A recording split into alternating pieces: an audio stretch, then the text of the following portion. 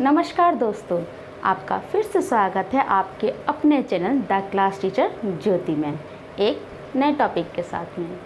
आज का हमारा टॉपिक है क्लास 12 से चैप्टर 1 शीत युद्ध।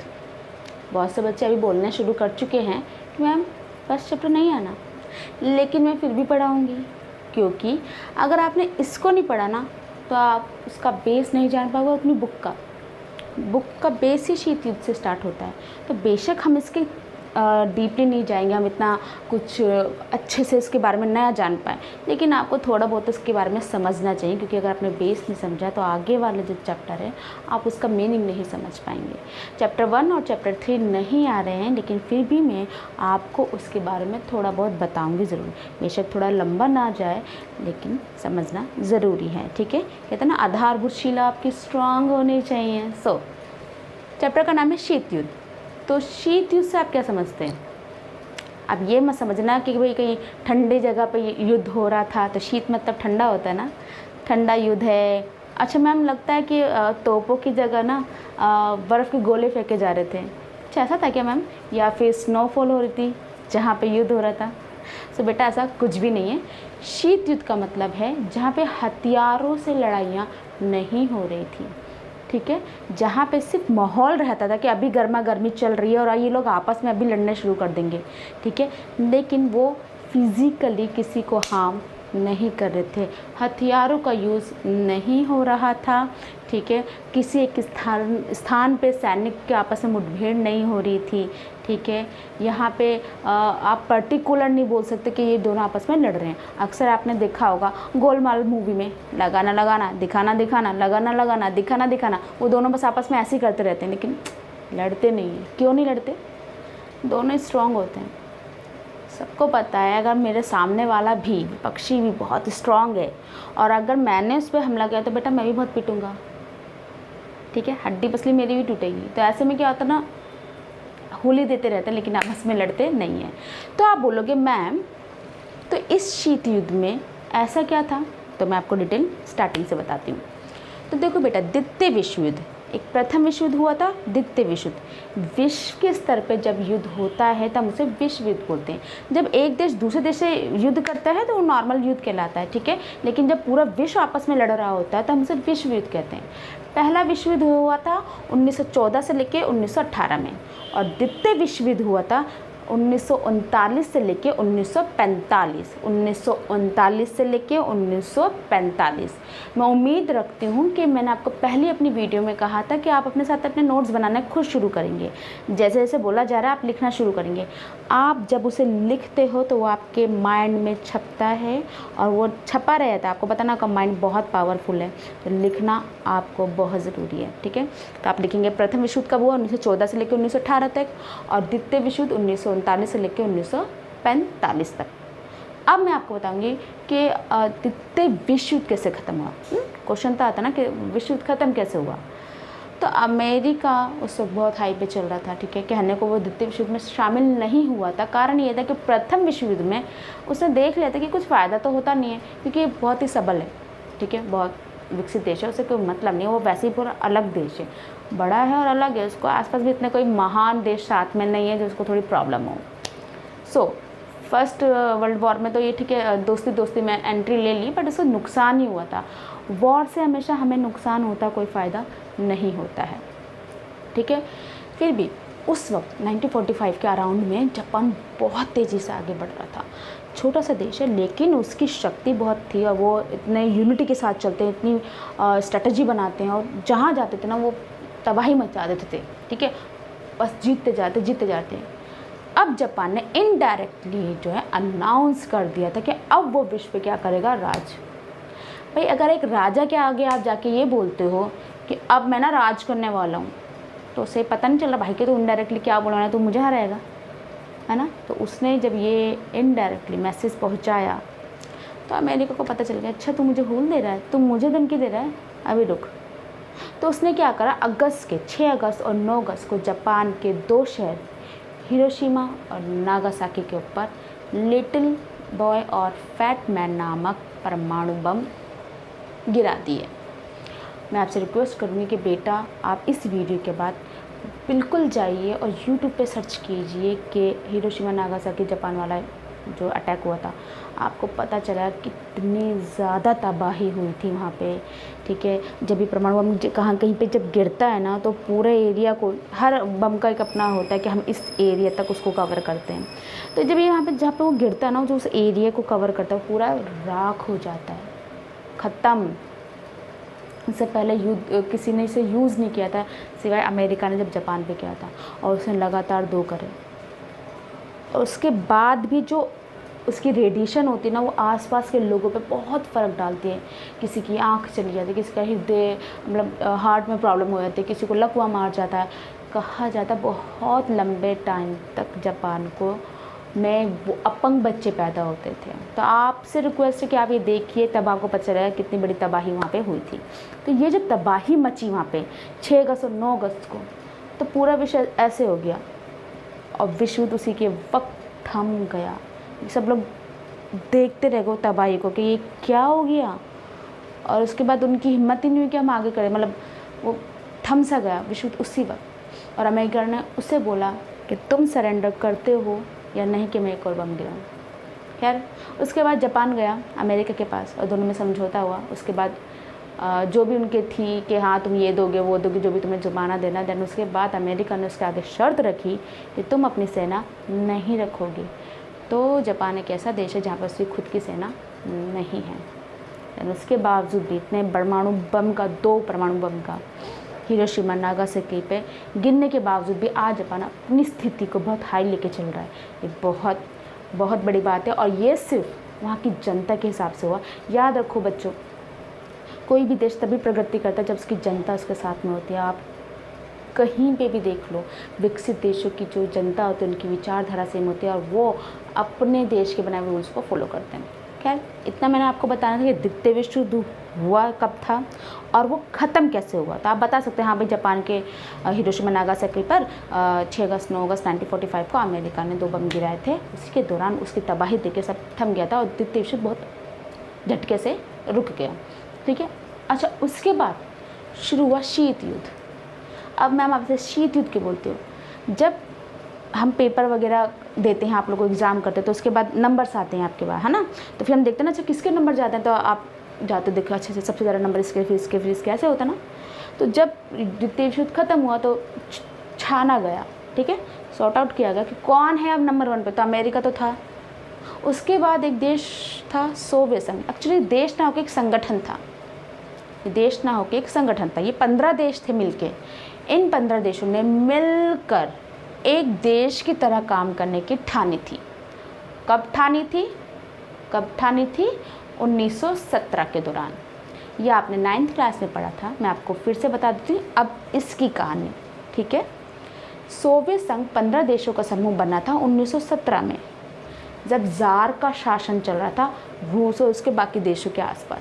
ठीक है, तो व्लादिमीर लेनिन गए, और इसका डिटेल में मैं आपको उतना नहीं बताऊंगी। तो व्लादिमीर लेनिन गए और उन्होंने वहाँ पे ज़ार का शासन हटाया और वहाँ पे नींव रखी साम्यवादी देश की। ठीक है, और इसे नाम दिया सोवियत संघ, इंग्लिश में USSR बोलते हैं। और ये बेटा 15 देशों का समूह था। ये संगठन था, ये देश था, ये संगठन था, ये देश था। ठीक है, सेकंड नंबर पे ये आता था। तो अमेरिका क्योंकि एक पूरा देश है और एक अलग जगह पर अच्छे से स्थित है, विकसित है, तो हम उसे पहली दुनिया कहते हैं। ठीक है, पहली दुनिया अमेरिका को कहते थे। पश्चिमी देश, इसमें ज़्यादा पश्चिमी, हमारी जो पृथ्वी है जब उसको पूरा पश्चिम से बांटा गया ना, तो पश्चिमी देश जो थे वो अमेरिका के सपोर्ट में थे। और यहीं पर जो ये संगठन है 15 देशों का समूह, जहाँ पे साम्यवादी प्रणाली है, ठीक है, उसको हम दूसरी दुनिया कहते हैं और उसे पूर्वी देश कहते हैं। क्या कहते हैं? दूसरी दुनिया और पूर्वी देश। मैं आपको एक चीज़ और बता दूं कि अमेरिका में क्या चलता है? पूंजीवाद। क्या चलता है बेटा? पूंजीवाद। और यहाँ पे चलता है साम्यवाद। साम्यवाद। हाँ, शासन प्रणाली कहते हैं इसे। और बहुत से बच्चों को अब ये भी नहीं पता होगा कि पूंजीवाद क्या होता है, साम्यवाद क्या होता है। उसकी ही मैं आपको बहुत जल्द एक और वीडियो बना के दूंगी, जिसमें आपको मैं सारे शासन प्रणाली के बारे में फुल डिटेल दूंगी। हाल फिलहाल आप पूंजी से पैसा समझते हैं ना, पैसा होता है, तो यहाँ पे पूंजीवाद, यहाँ पे शासन प्रणाली किस पे टिकी पड़ी होती है, बिजनेसमैन के ऊपर। और साम्य, सा से समाजवाद, समाज को जो लेके चलता है ना, उसे साम्यवाद से रिलेट कर देंगे, ठीक है। तो उसे हम साम्यवादी प्रणाली कहते हैं। तो मैं आपको एक बार और रिपीट कर देती हूँ। तो शीत युद्ध का मतलब होता है ऐसी स्थिति जहाँ पे युद्ध होने की संभावना बनी रहती है परंतु युद्ध नहीं होता है, जहाँ पे हथियारों के बिना लड़ाई होती है, मौखिक रूप से होती है, बंदा डायरेक्ट इनडायरेक्ट एक दूसरे को सुनाता है। अक्सर आपके ग्रुप में भी होता है कि जब किसी से लड़ाई होती है तो हाँ हमने बहुत देखे हैं, लोगों को हमने अपने नीचे रख रखा, ये वो, अरे किसी के औकात क्या हमें कुछ बोलते, सुना है ना आप लोगों ने, रिलेट कर पा रहे हो। आपने अपने घर में भी देखा होगा, अगर किसी की आपस में लड़ाई हो जाती तो ऐसे ही बोलते ना, अरे लोगों को हमने देखा कितनी हेल्प भी कर लो, लोग ताने का सोली होता ना, सेम। जो संयुक्त परिवार में रहते हैं वो रिलेट कर पा रहे होंगे बहुत अच्छे से। ऐसी स्थिति थी इन दोनों के बीच में, ठीक है। ये लड़ते मौखिक रूप से थे, ठीक है, इनडायरेक्टली सुनाते थे और बस युद्ध नहीं करते थे। आप बोलोगे युद्ध क्यों नहीं करते थे, तो भाई जापान की हालत देख रखी थी ना, अगर इसके पास परमाणु बम है ना तो बेटा इसके पास भी है, अगर इसे ये पता है कि मैं इस पर डाल दूंगा ना तो मैं भी नहीं बचूंगा। देखो विजयी तो कोई एक होता है, ठीक है, लेकिन सब कुछ गंवाने के बाद विजयी होने का क्या फ़ायदा, ठीक है। अशोक के साथ भी यही होता, तभी तो उसने अपना सब कुछ त्याग दिया था, सब कुछ मारम पिटा करके जब विजय हो रहा तो किसी ने आके उसको बताया कैसी विजय है। इतना सब कुछ नुकसान करने के बाद अगर तुम किसी चीज़ पे राज्य पाते हो तो वो नहीं होती। तो इनको पता है कि मैं भी मरूंगा, उसने करा मैं भी मरूंगा, मेरी भी अर्थव्यवस्था जाएगी, सब जाएगी, तो चला मैं आपस में तो हम लड़ ले, लेकिन बाकी देशों से मैं ज़ीरो हो गया हूँ तो मैं राजा नहीं कहलाऊँगा ना। इसीलिए दोनों देश आमने सामने नहीं लड़ते थे। जापान की हालत भी देख रखी थी, प्लस दोनों ही बहुत ताकतवर थे, ठीक है। तो कब तक चला 1945 से 1991 तक शीत युद्ध चला। यहाँ पे पूंजीवादी थी शासन प्रणाली, यहाँ साम्यवाद शासन प्रणाली थी। ये पूरा देश अमेरिका और सोवियत संघ 15 देशों का संगठन है, समूह है, ठीक है। अमेरिका को पहली दुनिया कहा जाता था और पश्चिमी देशों का समूह कहा जाता था, जबकि सोवियत संघ को दूसरी दुनिया और पूर्वी देश कहा जाता था। शीत युद्ध कब से कब तक चला, 1945 से 1991 तक। अब आप पूछोगे कि मैम ठीक है आपने बता दिया कि दोनों लड़ते नहीं थे, लेकिन फिर इनडायरेक्टली लड़ते कैसे थे, ऐसे पावर कैसे दिखा देते अपनी, है ना।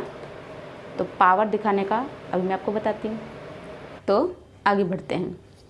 तो शीत युद्ध का मैंने आपको बताया था कि इनके बीच की जो होड़ है वो चलती कैसे है ना। क्वेश्चन तो आया था ना कि मैम आपने कहा लड़ते नहीं है तो इनडायरेक्ट भी लड़ते कैसे। तो ये लोग क्या करते हैं, अपने हथियारों की होड़ लगी रहती थी इन लोगों के बीच में कि अच्छा उसके पास 50 है तो मुझे 100 करने हैं, अच्छा ठीक है, अच्छा उसके पास ये वाला बम आ गया मुझे से पावरफुल चाहिए, अच्छा उसके पास ये बम है जो इतने एरिया को कवर करता है, मैं ऐसा बम बनाऊंगा जो इससे ज़्यादा कवर करेगा। तो इन दोनों के बीच में हथियारों की होड़ लगी रहती थी। तो ये अक्सर एक दूसरे के उसमें जासूस भेजते थे या फिर कहीं से खबर लगती थी, या फिर अक्सर आपने भी देखा जब हमारी रिपब्लिक डे की परेड जाती है तो हम भी तो अपने हथियारों का दिखाते हैं कि हमारे पास ये है, हमारे पास वो है, ऐसी हमें खबर पहुंचती थी। तो जब इन दोनों को पता चलता था अच्छा उसके पास ये है, तो उससे बढ़कर काम करना शुरू कर देते थे। अपनी जितनी भी जमा पूंजी थी, जितनी भी उद्देश्य से कमाते थे, अक्सर उनका इसमें बहुत बड़ा प्रतिशत इनमें जाता था, दोनों ही देशों का, ठीक है। तो ऐसे होड़ लगी रहती थी, जैसे उसके पास 5 है, मेरे पास मैं इससे ज़्यादा लूँगा, इससे ज़्यादा लूँगा, ठीक है। नेक्स्ट है सदस्यता को बढ़ाना। ये अक्सर क्या करते थे, दूसरे देशों के पास जाते थे, हाय हेलो रिया सर ये वो मैं ऐसा हूँ, या फिर खुद ही कुछ लोग आ जाते थे कि ठीक है मैं तुम्हारे पक्ष में हूँ, हमें उसको हराना है, ठीक है। तो वो अपना सदस्य संख्या को बढ़ाते थे, ठीक है। एक ऐसे उन दोनों के बीच में कंपटीशन लगा रहता था। फिर छोटे देशों को शामिल करना। अब मेरी बात ध्यान रखो, ये है बड़े देश, ठीक है। 15 देशों का संगठन तो वो भी है, लेकिन था तो बहुत बड़ा ना। ये छोटे छोटे देशों होते हैं ना, वो विकसित होने में थोड़ा सा टाइम लगा लेते हैं, उनको अक्सर पैसों की ज़रूरत होती है, या नव स्वतंत्र देश जो अब भी आज़ाद हुए ना, उनके ऊपर सामाजिक, आर्थिक, राजनीतिक हर प्रकार का प्रभाव पड़ा होता है। वो गरीबी में झेल रहे होते हैं जब वो आज़ाद होते हैं, या फिर छोटे देश जो विकसित नहीं हैं, वो उनको पैसों की ज़रूरत होती है, हथियारों की ज़रूरत होती है, सपोर्ट की ज़रूरत होती है। क्योंकि छोटे देशों पे क्या ना, अभी इसने हमला करा, फिर कुछ दिनों बाद वो दूसरा हमला कर रहा, वो लूट के ले गया। तो ऐसे में ना छोटे देश ना इनके साथ जुड़ने में ना भागते थे। अच्छा ये हमारे देश के आसपास है, अच्छा ये अमेरिका हमारे देश के पास है यार, इसके साथ चले, इसके पक्ष में चले जाते हैं। क्यों यार, देखिए एक तो अमेरिका जब कोई इसके पक्ष में आता है, या दोनों देश क्या करते थे, अच्छा आप हमारे पास साथ में जुड़ना चाहते हैं, ठीक है, तो उनको दान देते थे, पैसा देते थे, उनको हथियार देते थे, ठीक है, और उनके साथ समझौते कर लेते थे, ठीक है तुम हमारे देश में आके तुम लोग काम कर सकते हो, या मैं आपके यहाँ पे अपनी फैक्ट्री खोलूँगा। तो इन लोगों के बीच में आपस में ऐसा समझौता शुरू हो जाता था, छोटे देश और बड़े देशों के बीच में, ठीक है। क्वेश्चन ये भी आता है कि छोटे देश क्यों शामिल होना चाहते हैं बड़े देश में। तो आप बोलोगे कि भाई छोटे देशों को तो सपोर्ट मिल रहा है, ठीक है, एक सुरक्षा मिल रही है। जब वो अमेरिका के या सोवियत संघ के खेमे में पहुंच चुका है, तो उसको क्या है, वो ये बोल सकता है ना कि देख मेरे से पंगे मत ले, मेरा बॉस मेरे साथ में है, वो तेरे को छोड़ेगा नहीं। और प्लस वो बड़ा देश जो है छोटे देश में हथियार रखता था, अपने मिसाइलें रख देता था, ठीक है, और दुनिया में ऐलान हो जाता था कि ये इसका सपोर्टर है, तो भैया पंगे तो नहीं कोई लेगा, दूसरा देश उस पर हमला तो नहीं करना चाहेगा, ठीक है। और उसे दान मिल जाता था, पैसा मिलता था, नौकरियाँ मिल जाती थी। इसलिए ये छोटे देश ना बड़े देशों में शामिल होना शुरू कर देते थे, और इस प्रकार से इनकी ताकतें बढ़ना शुरू हो जाती थी। दूसरा, अच्छा ताकत में ये भी था कि जनता, जो छोटे देशों की जनता है ना, जब युद्ध होता है ना, तो अक्सर ये लोग ना अपने जो अंडर में देश होते हैं ना, उपनिवेशवादी देश, उसको उनकी जनता को यूज़ करते हैं, अपनी जनता को तो पीछे रखते हैं, ठीक है। बाकी दूसरे देशों की जो होते हैं ना, उनको 10-15 दिन की ट्रेनिंग देते हैं, खड़ा कर देते हैं, चलो मरेंगे तो ये मरेंगे, हमारे नहीं मरेंगे। ऐसे हमारे साथ भी हुआ था जब 45 का और बाकी प्रथम विश्व युद्ध और द्वितीय विश्व युद्ध में हुआ था, ठीक है। ब्रिटिश हमारे यहाँ से सैनिक लेके जाते थे और मरते थे हमारे सैनिक, और वो बस ये था कि नेतृत्व के लिए खड़े रहते थे। अंडरस्टैंड। सेम यही कारण होता है कि बड़ा देश छोटे देश को अपने साथ में रखता है। अब आप बोलोगे कि बड़े छोटे को तो फ़ायदा है मैम, भाई हथियार मिल रहा है, सुरक्षा मिल रही है, पैसा मिल रहा है, व्यापार हो रहा है उनका, ठीक है, बड़े और दूसरे देशों से उनको बचाव मिल रहा है। बड़े देशों को क्या फ़ायदा होता है मैम, उनको भी तो कोई फ़ायदा होता है। हाँ भाई होता है, अपनी मिसाइल रख सकते हैं। अगर कोई एक ऐसा देश मुझे मिल जाए जो मेरे विपक्षी यानी मेरे दुश्मन के घर के पास में है ना, तो मुझे कितनी खुशी होगी ना, उसकी सारी डिटेल में निकाल सकती हूँ और मैं वहाँ पे अपनी मिसाइल रख सकती हूँ, है ना। तो वो क्या करते थे, वो हमेशा ये ऐसे देश ढूंढते थे जो कि विपक्षी के आसपास हो, वहाँ पे अपनी मिसाइल रख लेते थे, ठीक है, हथियार मिलते थे और उन लोगों को बाज़ार मिलता है। और कच्चा माल होता है जो कृषि पर आधारित होता है, जहाँ से कपास है जो कृषि से उगता है ना चीज़ों को, उसके बाद जाके वो बाज़ार में बिकता है। तो अक्सर ये लोग क्या करते थे, छोटे देशों से ही उत्पादन खरीदते थे सस्ते मालों में, ठीक है, क्योंकि भाई हमने तुझे इतना दान दिया था ना, हम रेट कम कर, चल रेट कम कर, तो बेचारों को करना भी पड़ता था। तो उसी की कृषि से उत्पादित कच्चा माल वो खरीदता था, अपने देश में उसको मॉडलाइज करता था। जैसे मान लो यहाँ से कपास लिया, ठीक है, कम रेट में, यहाँ गए, यहाँ अच्छे से कपड़े बनाए और इसी के देश में जाके बाज़ार के रूप में उसको प्रयोग करा, उसको महंगा बेचा। तो बड़े को ये फ़ायदा होता था पैसों को लेके। फिर जनता मिलती थी, सदस्यता बढ़ती थी, दिखाने में कि हमारी सदस्यता बढ़ रही है। कच्चे माल, मिसाइल, हथियार, बम वगैरह रखने में उनको हेल्प मिलती थी, नौकर मिलते थे, बाज़ार मिलता था, कच्चा माल मिलता था। इसलिए बड़े देश जो है हमेशा छोटे देशों की मदद करने में उत्सुक रहते थे कि हाँ अगर हमारे अंडर में आएंगे तो सदस्यता बढ़ेगी, कच्चा माल मिलेगा और इन्हीं को बेच देंगे, पैसों का फ़ायदा होगा, ठीक है। ये भी मैंने आपका क्लियर कर दिया क्यों छोटे देश बड़े देशों में शामिल होते हैं और क्यों बड़े देश छोटे देशों को खुद में शामिल करना चाहते हैं। एक तो उनकी ताकत भी बढ़ती है, सामने वाले को दिखा सकते हैं, देख एक मेरे अंडर है, ना कि तेरे अंडर, ठीक है बेटा। तो छोटे देशों को शामिल करना, ठीक है, ये मैंने बता दिया। अब एक गठबंधन, ये गठबंधन बहुत बनाते थे। नाटो ने बनाया, अमेरिका ने बनाया नाटो, इसी के बदले यूएसएसआर ने बनाया वर्साई संधि, सीटो, सेंटो। एक सैनिक गठबंधन भी होते थे, कुछ आर्थिक गठबंधन भी होते थे। सैनिक गठबंधन जो सेना से जुड़े होते थे और आर्थिक गठबंधन जो पैसों से जुड़े होते थे या फिर अपनी मर्जी के उद्देश्यों के हिसाब से ये लोग गठबंधन बनाते थे, ठीक है।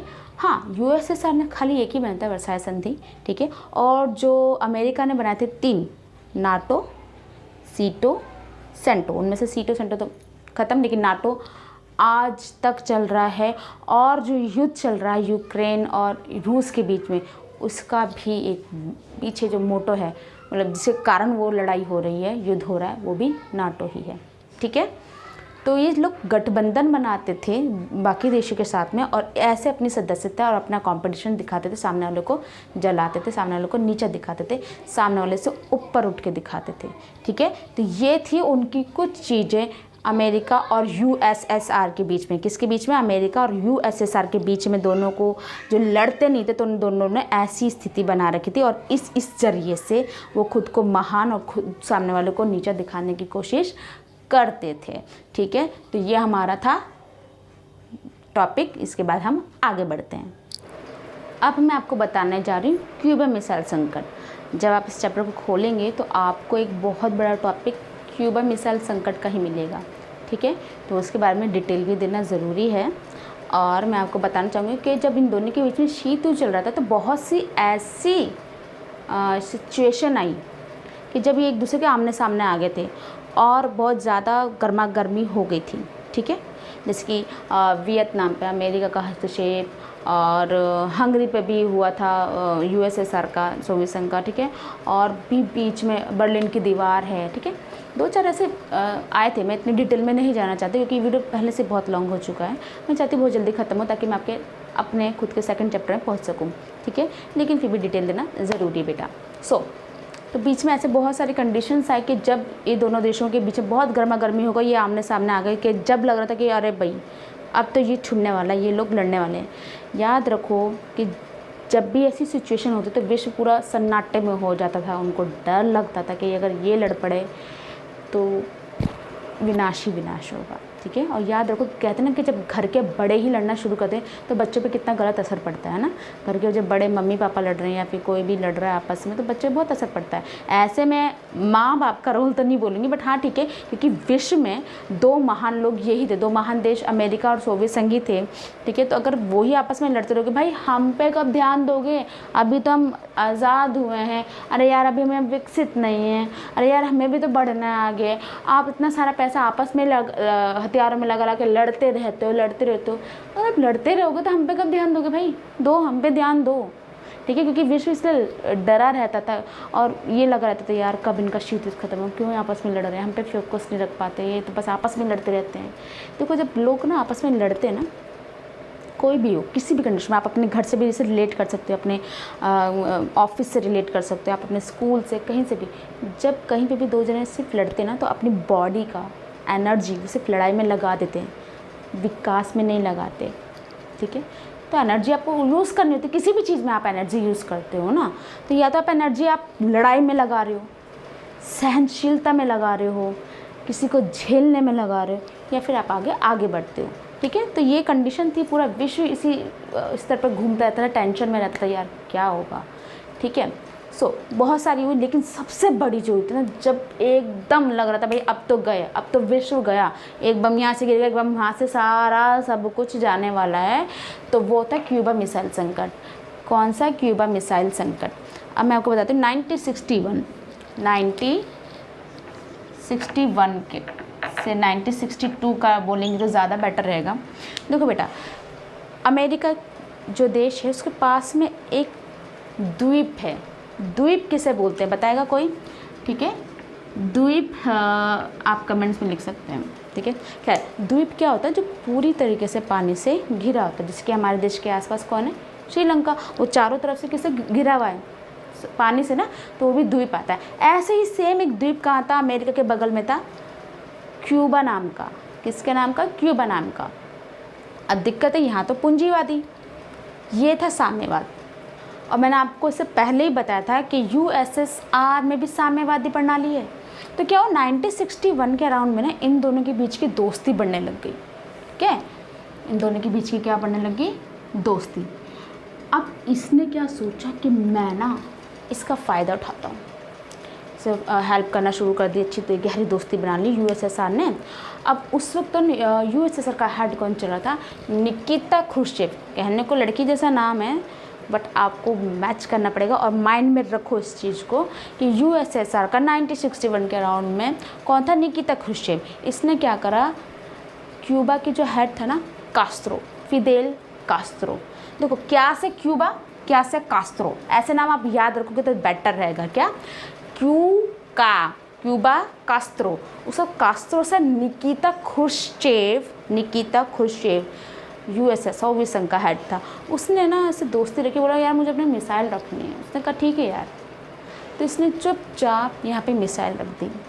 अब बेटा जो मिसाइल होते हैं ना ये एरोप्लेन से नहीं जाते, ये इनके लिए शिप चाहिए होते हैं, तो वो भी एक बार में नहीं जाती, कुछ पार्ट्स ऐसे के जो भी इनके होता है ना सिस्टम, ऐसे जाती है।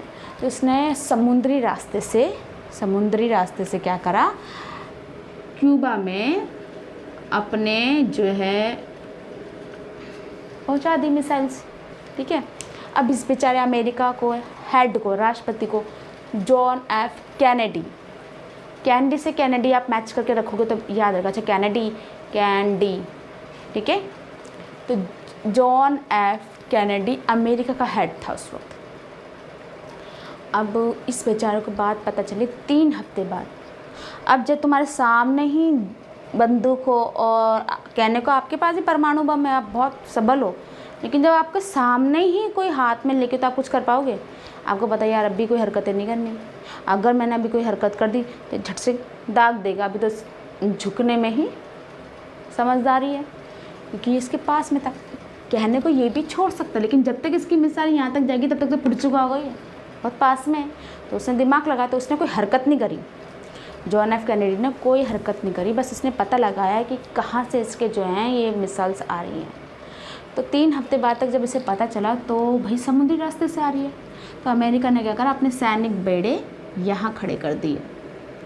याद देखो हर देश की एक सीमा होती है। मान लो कोई देश है तो विश्व स्तर पे होता है कि भाई तुम्हारे इतना एरिया है, यहाँ तक तो तुम अपनी सेना रख सकते हो, इससे आगे ये अंतर्राष्ट्रीय है। यहाँ से कोई भी जहाज़ जाए आए, आपको कोई मतलब नहीं होना चाहिए, आप उस पर कर नहीं लगा सकते, आप उसे रोक नहीं सकते। तो हर देश का ना कोई एरिया, जैसे हमारे देश का एरिया बना हुआ होता है ना, तो वहाँ पे हमारी नौसेना वर्क करती है। अगर कोई उसके इस एरिया में एंट्री करता है तो हम उसे दबोच लेते हैं, या फिर कोई शिप आता है, ठीक है, तो हम उसे टैक्स लेते हैं वहाँ खड़े होने का जो भी है, ठीक है। तो ये इतने ही अंडर में होता है हमारा, ऐसे ज़्यादा नहीं होगा। हर देश का अपना अपना अलग होता है, ठीक है। और बाकी जो समुद्र होता है उसे हम अंतर्राष्ट्रीय स्तर पे बोलते हैं। बट अमेरिका का जो था ना ये वाला हिस्सा, इसलिए यहाँ तक तो उसकी सेना थी क्योंकि वो उसका हक है, ठीक है, वहाँ तक तो वो रख सकता है। बाकी अंतर्राष्ट्रीय सोवियत संघ कह सकता है भाई तू के बीच में रह, मेरी मर्जी, मेरा शिप कहीं से भी जाए, लेकिन इसे पता चल गया ना भाई तू मेरे लिए कर रहा है। तो इसने क्या करा, अपने सैनिक बेड़े जो है वो थोड़ा आगे बढ़ा दी, यहाँ पर रास्ते में, इस रास्ते में खड़ा कर दिया और बोल दिया आजा बेटा। अब क्या हुआ, ऐसे में ये और ये आमने सामने हो गए, ख़त्म। सबको लगा टाटा बाय बाय, सब हो गया, सबको लगा ऐसे हो जाएगा, अब तो भैया गया। लेकिन उस वक्त कुछ संगठन ऐसे चलते जो शांति प्रिय संगठन थे, ठीक है। सभी देशों ने उनको बिठाया, मीटिंग करवाई, बैठाया आपस में, जिसमें से नाम आता है यूएनओ। गुटनिरपेक्ष आंदोलन जो थे और बाकी कोई बड़े बड़े देश थे, इन लोगों ने इनको बुलाया और समझाया कि प्लीज़ ऐसा ना करें, जो प्रॉब्लम है बताइए, हम सॉल्व करने की कोशिश करेंगे। तो हुआ, दोनों के बीच में समझौते हुए यूएनओ ने करवाया और उसके बाद यूएसएसआर ने अपनी मिसाइल वापस ले गए और उसने अपने सैनिक बेड़े पीछे ले गए और क्यूबा मिसाइल संकट जो एक तीसरे विश्व युद्ध में बदल सकता था वो रुक गया, ठीक है। वरना आज आप और हम नहीं होते, शायद पता नहीं होते भी कि नहीं होते, क्योंकि इतनी ज़्यादा तबाही मच जाती है। सो ये था सबसे बड़ा संकट जब लग रहा था तीसरा विश्व युद्ध हो जाएगा, ठीक है। तो आपका क्यूबा के बारे में मैंने बता दिया। आप इन तीनों के नाम याद रखें। 1961 से लेकर 1962 अमेरिका का हेड कौन था, जॉन एफ कैनेडी। यूएसएसआर का कौन था, निकिता खुर्शचेव। क्यूबा का कौन था, फिदेल कास्त्रो। द्वीप मतलब जो चारों तरफ से समुद्र से घिरा रहता है, ठीक है। और समुद्री बेड़े की अपनी एक सीमा होती है, ये आपको आज पता चला होगा, उससे पहले ही पता चला होगा कई बच्चों को। तो खैर ये मेरा क्यूबा मिसाइल संकट समझाना था। इसके आगे का टॉपिक मैं आपको फिर से समझाती हूँ। तो अब आपका क्वेश्चन ये भी हो सकता है कि मैम आप आपने ये तो बता दिया शीत युद्ध क्या होता है, किन किन 2 देशों के बीच में था, ठीक है, वो अपनी शक्तियाँ कैसे बढ़ाते थे, ठीक है। और कौन सी ऐसी कंडीशंस आई थी कि जब लग रहा था तीसरा विश्व युद्ध हो जाएगा, और जिसमें सबसे महत्वपूर्ण वाली आपने हमें बताई क्यूबा मिसाइल संकट, ठीक है। लेकिन मैम शीत युद्ध ख़त्म तो हुआ ना, अच्छा ख़त्म कैसे हुआ? कुछ तो उसकी भी कंडीशंस हुई होगी ना कि ये हुआ फिर ये हुआ, अगर कुछ बुरा हो रहा तो कुछ अच्छा भी तो हो रहा होगा ना मैम, इसी कारण तो शीत युद्ध ख़त्म हुआ। क्वेश्चन पूछना आपको ज़रूरी है, आपका माइंड काम करता है, और जो क्वेश्चन पूछते हैं ना इट मीन्स वो एनालाइज करते हैं चीज़ों को, यानी कि वो सिर्फ सुनी सुनाई बातों पे फोकस नहीं रखते हैं, ठीक है। तो हाँ अच्छी चीज़ें हुई थी भाई, क्योंकि 1945 में क्या बन गया था, यूएनओ, संयुक्त राष्ट्र संघ, यूनाइटेड नेशन ऑर्गेनाइजेशन, जिसका मेन मोटो क्या था, मेन उद्देश्य क्या था कि अब कोई युद्ध नहीं होने देना, ठीक है। ये लोग विश्व युद्ध के पहले भी खिलाफ थे, ये प्रथम विश्व युद्ध में भी बना था राष्ट्र संघ के नाम से, ये प्रथम विश्व युद्ध के दौरान भी बना था, बट चल नहीं पाया क्योंकि इसकी अपनी खुद की शक्ति नहीं थी। इसके दौरान भी द्वितीय विश्व युद्ध हुआ, और जापान के हालात देखे तो ये और भी ज़्यादा वो थे, तो उन्होंने कहा नहीं भाई अब तो कुछ करना पड़ेगा। तो उन्होंने नई शक्तियाँ, नए स्ट्रैटेजी बनाई, नए रूल्स बनाए, और फिर उसके हिसाब से यूएनओ 1945 को संयुक्त राष्ट्र संघ के रूप में सामने आया, जिसका मेन मुद्दा था कि जो भी आपकी आपसी प्रॉब्लम है वो बैठ के बातें करें, लड़ाई तक ना पहुँचे, अब दूसरा विश्व युद्ध नहीं रखना, शांति बनाए रखना, विश्व का न्यायालय के रूप में यूएनओ सामने आया, ठीक है। और इसके स्थायी सदस्य होते हैं 5, ये डिटेल में थोड़ा आपको आगे मैं दूंगी। गुट निरपेक्ष जो है ना वो भी 5 देशों ने मिलकर बनाया था 1962 में, ठीक है, जिसमें से हमारा इंडिया है, ठीक है, और भी 5 देश हैं जिसके बारे में हम आगे पढ़ेंगे, फिलहाल इतना ही।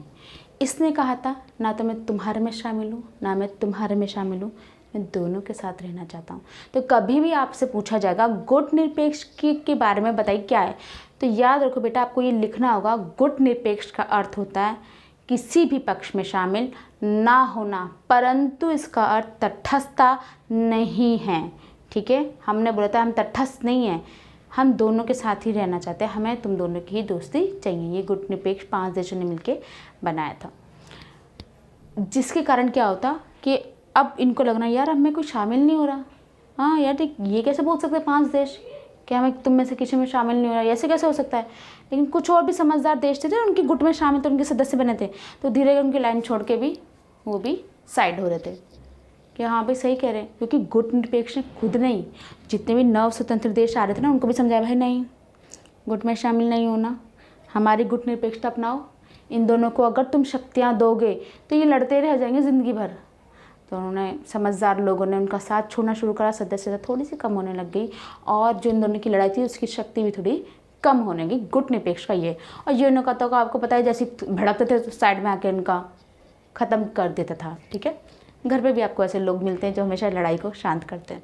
फिर एक नई आर्थिक अर्थव्यवस्था आई, मतलब व्यवस्था बोल सकते हैं या फिर बोलते हैं दृष्टिकोण आया, जहाँ पे सभी देशों ने मिलकर इनसे बात करी कि यदि आप दोनों ही आपस में लड़ते रहेंगे तो हम पे ध्यान कब जाएगा, कैसे देश विश्व आगे बढ़ेगा, क्योंकि जो आप चीज़ें बना लो ना हथियार, बहुत पैसा लगता है, दूसरा उसका जब भी यूज़ हुआ ना तो विनाशी होगा। अच्छा बताओ क्या अगर मैं बोलूँ कि भाई हमें हथियार नहीं चाहिए, अब हमें ना लड़ाई नहीं करेंगे, तो क्या हम परमाणु बम को काट के खा सकते हैं, या फिर इसका कहीं और यूज़ हो सकता है? नहीं, वो जब भी यूज़ हुआ फूटेगा और मुसीबती लेकर आएगा, तबाही मचाएगा। तो उन्होंने समझाया कि आप जो चीज़ पे पैसा लगा रहे हैं, आप यकीन नहीं मानेंगे इन देशों में इतनी प्रॉब्लम आ रही थी कि कई जगह लोग मतलब ये सोच रहे कितना लाखों करोड़ आप उसमें लगाते हो, वो विकास में लगाइए ना, हमें डेवलप्ड होना है। ये जो नई आर्थिक अर्थव्यवस्था है, इन लोगों ने भी नव स्वतंत्र देशों, गुट निरपेक्ष यूएनओ, इन सब ने मिलके इन पे फोकस लगाया था कि नहीं प्लीज़ आप ऐसा मत कीजिए। उनको भी थोड़ा समझ में आया था कि शायद हाँ हम कहीं ना कहीं गलत कर रहे हैं, लेकिन सत्ता की भूख बेटा बहुत बेकार होती है। जिसको शक्ति और सत्ता चाहिए ना कि हाँ हर कोई आगे हमारे झुके, हमारा कहना माने, उसके अंदर ना ये मानवता थोड़ी कम हो जाती है। ये जो शक्ति पाने के भी अलग तरीके होते हैं, ठीक है, और भी हमारे बहुत महान महान राजा रहे हैं, ठीक है, उन लोगों ने भी जनता का प्यार लेके ही सत्ता पाई थी, लेकिन कई जगह ऐसा होता है कि सत्ता की भूख इंसान को ले डूबती है। खैर इसी कारण जो शीत युद्ध हमारा ख़त्म हुआ, फाइनली एक स्टेज पे आके ख़त्म हुआ जब विघटन हुआ। किसका विघटन हुआ? सोवियत संघ का विघटन हो गया। ठीक है, जैसे मैंने आपको पहले बताया था 1991 में 25 दिसंबर 1991, तो आपको याद है 25 दिसंबर क्रिसमस वाले दिन। ठीक है, तो 1991 में जो है ये सोवियत संघ का क्या हो गया था, विघटन हो गया था। और इसी के साथ ही शीत युद्ध भी ख़त्म हो गया। क्योंकि जब देखो सामने वाला ही जो विपक्षी दल है वही ख़त्म हो गया, तो अब कौन है, तो कोई नहीं है ना। तो बस जैसे शीत युद्ध आई मीन टू से सोवियत संघ ख़त्म हुआ, तो हमारा शीत युद्ध भी ख़त्म हो गया। और देश में किसकी सत्ता आ गई, आई मीन टू से विश्व में किसका राज शुरू हो गया, अमेरिका का। मैंने फर्स्ट चैप्टर थोड़ा लेंथी ज़रूर लिया है, बट मैं चाहती थी आपको इसकी डिटेल में बातें ज़्यादा पता चले। तो मैंने आप लोगों को बताया शीत युद्ध होता क्या है, ये कब शुरू हुआ, वैश्विक स्तर पर इसका क्या महत्वता है, किन दो देशों के बीच में हुआ, ये कैसे लड़ते थे, अपनी शक्ति कैसे बढ़ाते थे, कौन कौन का सपोर्ट करता था, कब कब लगा कि शीत युद्ध खत्म होने के बाद तीसरा युद्ध लगने वाला है। इसमें मैंने आपको क्यूबा संकट के बारे में बताया, फिर मैंने बताया कि आपको और भी बहुत सारी चीज़ें अच्छी भी होती जिनके कारण शीत युद्ध खत्म हुआ। तो लगभग मैंने जो है आपका ये फर्स्ट चैप्टर की जो मोटी मोटी बातें थी वो मैंने आप लोगों को बता दी। यदि आपको फिर भी कहीं लगता है कि कुछ टॉपिक छोड़ा तो आप प्लीज़ मुझे बताइए, कमेंट्स कीजिए।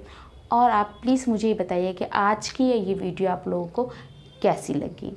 ठीक है, कमेंट्स में आप मुझसे क्वेश्चन भी पूछ सकते हो और मैं उसका जवाब आपको उसी टाइम पे दूंगी। ठीक है, सो मेरा ये शीत युद्ध का फर्स्ट चैप्टर खत्म हो गया। हम जल्दी ही नई वीडियो के साथ चैप्टर 2 के साथ आएंगे आपके साथ। तब तक वीडियो को लाइक करो, सब्सक्राइब करो, दोस्तों के साथ शेयर कर दो। ठीक है।